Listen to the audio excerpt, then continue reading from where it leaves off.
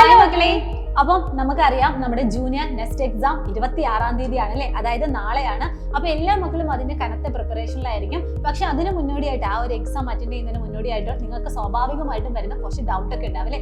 അതൊക്കെ ക്ലിയർ ചെയ്യുന്നതിന് വേണ്ടിയാണ് ഞങ്ങൾ രണ്ടുപേരും ഇന്ന് വന്നിരിക്കുന്നത്. അപ്പൊ നമുക്ക് ആദ്യമായിട്ട് ഈ നെക്സ്റ്റ് എക്സാം എന്താണെന്ന് ഒരു ചെറിയൊരു ഐഡിയ വേണം അല്ലെ. അപ്പൊ ഒന്ന് മിസ് ഒന്ന് പറഞ്ഞുതരാമോ? യെസ് മക്കളെ, നെക്സ്റ്റ് ജൂനിയർ എക്സാം എന്ന് പറഞ്ഞാൽ നമുക്ക് നീറ്റ് ജെഇഇ പോലെയുള്ള കോമ്പറ്റീറ്റീവ് എക്സാം ഒക്കെ അറ്റൻഡ് ചെയ്യണം, ആ ഒരു ലെവലിലേക്ക് പോകണം എന്ന് ആഗ്രഹിക്കുന്നവരായിരിക്കും ഇവരെല്ലാവരും അല്ലേ. അപ്പോൾ അതിന് വേണ്ടിയിട്ട് നിങ്ങൾ ഇപ്പോഴേ പ്രിപ്പയർ ചെയ്യാൻ വേണ്ടിയിട്ടാണ് നമ്മുടെ നെക്സ്റ്റ് ജൂനിയർ എക്സാം ഉള്ളത്. 6ാം ക്ലാസ് മുതൽ 10ാം ക്ലാസ് വരെയുള്ള മക്കൾക്ക് വേണ്ടിയിട്ടാണ് നമ്മുടെ നെക്സ്റ്റ് ജൂനിയർ എക്സാം ഉള്ളത്. മക്കളെ, ഏത് വിഷയമാണ് ഇതിൽ നിങ്ങൾ പഠിക്കേണ്ടതെന്ന് ചോദിച്ചാൽ സയൻസും മാത്സും ബേസ് ചെയ്തിട്ടുള്ള ക്വസ്റ്റ്യൻസ് ആയിരിക്കും നമുക്ക് വരാം. സയൻസ് എന്ന് പറയുമ്പോൾ അതിൽ തന്നെ ഫിസിക്സ്, കെമിസ്ട്രി, ബയോളജി ഉണ്ട്, അതുപോലെ തന്നെ മാത്സ്. അപ്പോൾ ഈ 4 വിഷയങ്ങളെ കേന്ദ്രീകരിച്ചിട്ടാണ് നമുക്ക് എക്സാം ഉള്ളത്. ഇനി എന്താണ് പഠിക്കേണ്ടത് എന്നൊരു സംശയം വരും അല്ലേ. യെസ്, അപ്പോൾ അതിന്റെ സിലബസ് എന്താണെന്ന് ചോദിച്ചാൽ 6ാം ക്ലാസ് മുതൽ 10ാം ക്ലാസ് വരെയുള്ള മക്കൾക്ക് വേണ്ടിയിട്ടാണല്ലോ. ഇനി നിങ്ങൾ 6ാം ക്ലാസ്സിലാണെന്നുണ്ടെങ്കിൽ തൊട്ട് കഴിഞ്ഞ ക്ലാസ്സിൽ, അതായത് 5ാം ക്ലാസ്സിൽ നിങ്ങൾ പഠിച്ച ടെക്സ്റ്റ് ബുക്ക് ആയിരിക്കും നിങ്ങളുടെ സിലബസ് എന്ന് പറയുന്നത്. അതായത് NCERT ഉണ്ടാവും, അതിൽ തന്നെ SCERT ഉണ്ടാവും. സ്റ്റേറ്റ് സിലബസിലുള്ള മക്കൾക്ക് വേണ്ടിയിട്ട് SCERT ടെക്സ്റ്റ് ബുക്ക് പഠിക്കാം. ഇനി നിങ്ങൾ CBSE ആണെന്നുണ്ടെങ്കിൽ നിങ്ങളുടെ NCERT ടെക്സ്റ്റ് ബുക്ക് ആയിരിക്കും. ഇനി 10ാം ക്ലാസ്സിലുള്ള കുട്ടിയാണെന്നുണ്ടെങ്കിൽ തൊട്ട് കഴിഞ്ഞ ക്ലാസ് അല്ലെ 9ാം ക്ലാസ്സിലെ നിങ്ങളുടെ ടെക്സ്റ്റ് ബുക്ക് ആയിരിക്കും നിങ്ങളുടെ സിലബസ് എന്ന് പറയുന്നത്. അപ്പോൾ ഈ ഒരു എക്സാം ഏതൊക്കെ സബ്ജക്റ്റിനാണ്, അതുപോലെ തന്നെ ഏതാണ് പഠിക്കേണ്ടതെന്ന് മനസ്സിലായി. പക്ഷെ എങ്ങനെയാണ് എക്സാം എന്നുള്ള കാര്യത്തിൽ ചിലർക്ക് ഡൗട്ട്സ് ഉണ്ട്. അപ്പോൾ ഞാൻ മിസ് ആവുമെന്ന് പറഞ്ഞു. അപ്പൊ ഇതുവരെ നമ്മൾ എഴുതിയിട്ടുള്ള ആ ഒരു ഡിസ്ക്രിപ്റ്റീവ് മോഡലിലുള്ള ക്വസ്റ്റ്യൻസ് ഒന്നും ആയിരിക്കില്ല നമ്മൾ ഇനി അറ്റൻഡ് ചെയ്യാൻ പോകുന്നത്. നമുക്കറിയാം നീറ്റ് ജെഇഇ ഒക്കെ നിങ്ങളുടെ ചേച്ചിമാരും ചേട്ടന്മാരും ഒക്കെ എഴുതിയിട്ടുണ്ടെങ്കിൽ അവർ കംപ്ലീറ്റ് ആയിട്ട് ഒബ്ജക്റ്റീവ് ടൈപ്പ് ക്വസ്റ്റ്യൻസ് ആയിരിക്കും അറ്റൻഡ് ചെയ്യുന്നത്. ഇതേ മോഡൽ തന്നെയാണ് നമ്മുടെ നെക്സ്റ്റ് എക്സാം പോകുന്നത്. അതായത് കംപ്ലീറ്റ് ആയിട്ട് നിങ്ങൾ OMR ഷീറ്റിൽ ഇങ്ങനെ ബബിൾ ചെയ്തിട്ടായിരിക്കും ആൻസർ എഴുതുന്നത്. പക്ഷെ ഇവിടെ നിങ്ങൾ ശ്രദ്ധിക്കേണ്ട കാര്യം എന്താണെന്ന് വെച്ചാൽ ഡയറക്റ്റ് നിങ്ങൾ ആദ്യം തന്നെ ക്വസ്റ്റ്യൻസ് ഒക്കെ വായിച്ചിട്ട് പ്രോപ്പർ ആയിട്ട് ആ ക്വസ്റ്റ്യൻ നമ്പർ നോക്കിയിട്ട് വേണം മക്കൾ എന്ത് ചെയ്യാൻ, അതിന്റെ ആൻസർ ബബിൾ ചെയ്യാൻ വേണ്ടി. കൂടുതലായിട്ട് നിങ്ങൾ എന്ത് ചെയ്യുക, ബോൾ പെൻ യൂസ് ചെയ്യുക. കാരണം അങ്ങനെ ആകുമ്പോഴാണ് നമുക്ക് കറക്റ്റ് ആയിട്ട് ആ ഒരു ബബിൾ വരുന്നത്. കാരണം ഇത് സോഫ്റ്റ്വെയർ ചെക്കിംഗ് ആയതുകൊണ്ട് തന്നെ നമുക്ക് എന്തെങ്കിലും ഒരു മിസ്മാച്ച് വരുവാണെങ്കിൽ അത് നമുക്ക് ക്ലിയർ ആയിട്ട് പെന്നൊക്കെ ലീക്ക് അടിച്ചാൽ പ്രശ്നമാണ്. അപ്പൊ ആ ഒരു ബബിളിൽ തന്നെ കറക്റ്റ് ആയിട്ട് ചെയ്യും. യെസ്.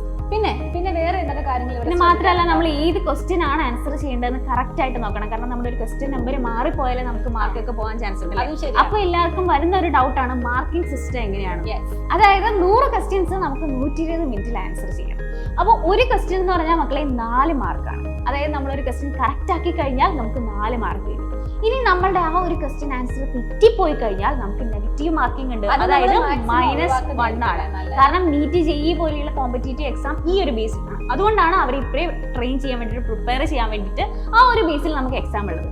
അതായത് ആൻസർ കറക്റ്റ് ചെയ്താൽ നിങ്ങൾക്ക് 4 മാർക്ക് കിട്ടും. ഇനി അത് തെറ്റിപ്പോയി കഴിഞ്ഞാൽ -1. അപ്പൊ സ്വാഭാവികമായിട്ട് ഒരു സംശയം ഉണ്ടാവും അല്ലെ, ഇനി അറ്റൻഡ് ചെയ്തില്ലെങ്കിൽ എന്തായിരിക്കും, മൈനസ് മാർക്ക് വരുമെന്നൊരു സംശയം ഉണ്ടാവും.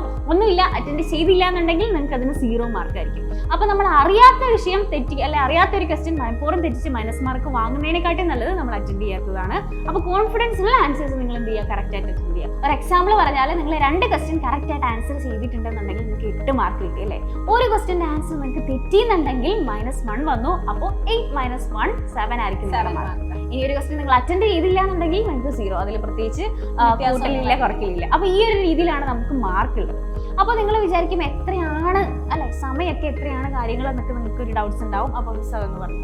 അപ്പം നമുക്ക് നെക്സ്റ്റ് എക്സാം എന്ന് പറയുന്നത് 2 മണിക്കൂറാണ് ടോട്ടൽ ടൈം എന്ന് പറയുന്നത്. അതിൽ തന്നെ 100 ക്വസ്റ്റ്യൻ ആയിരിക്കും നമുക്ക് അറ്റൻഡ് ചെയ്യാനുള്ളത്. അപ്പോൾ മക്കൾ മാക്സിമം എന്ത് ചെയ്യുക, നിങ്ങൾ ആദ്യം തന്നെ ആ ക്വസ്റ്റ്യൻസ് എല്ലാം ഒന്ന് വായിച്ചു നോക്കുക. കാരണം നമുക്കറിയാം നമ്മുടെ തൊട്ട് മുന്നത്തെ ക്ലാസ്സിലെ സിലബസ് തന്നെയാണ്. അപ്പോൾ ചില ക്വസ്റ്റ്യൻസ് ഒക്കെ നിങ്ങൾക്ക് വളരെ ഈസി ആയിട്ട് തോന്നും. പക്ഷെ നിങ്ങൾ ശ്രദ്ധിക്കണം. കാരണം എന്താണെന്ന് വെച്ചാൽ എന്തെങ്കിലും നമ്മുടെ ഒരു കൺഫ്യൂഷൻ ചിലപ്പോൾ നമുക്ക് മാർക്ക് പോകാൻ വേണ്ടിയുള്ളൊരു ചാൻസ് ഉണ്ട്.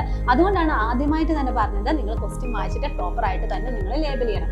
അതുപോലെ തന്നെ നിങ്ങൾ ശ്രദ്ധിക്കേണ്ട ഒരു കാര്യമാണ്, നമ്മൾ ഓരോ ക്വസ്റ്റ്യൻസും കാണുന്ന സമയത്ത് നിങ്ങൾക്ക് എന്തെങ്കിലും ഒരു ടഫ് ആയിട്ടുള്ള ക്വസ്റ്റ്യൻസ് കിട്ടുകയാണെങ്കിൽ നിങ്ങൾ അതിൽ കൂടുതൽ കോൺസെൻട്രേറ്റ് ചെയ്യാൻ വേണ്ടി ശ്രമിക്കരുത്. കാരണം നിങ്ങൾക്ക് കിട്ടുന്നില്ല, അല്ലെങ്കിൽ എനിക്കിത് തെറ്റിപ്പോകും എന്നൊക്കെ ഡൗട്ട് ഉണ്ടെങ്കിൽ നിങ്ങൾ മാക്സിമം അത് അവോയ്ഡ് ചെയ്യുക. കാരണം അത് അറ്റൻഡ് ചെയ്ത് ചിലപ്പോൾ നമുക്കൊരു നെഗറ്റീവ് മാർക്ക്, ടൈം മാനേജ്മെന്റ് അല്ലേ. അപ്പോൾ മാക്സിമം നമ്മൾ എല്ലാവരും എന്ത് ചെയ്യണം, നെഗറ്റീവ് മാർക്ക് വരാതിരിക്കാൻ വേണ്ടി ശ്രമിക്കുക കേട്ടോ.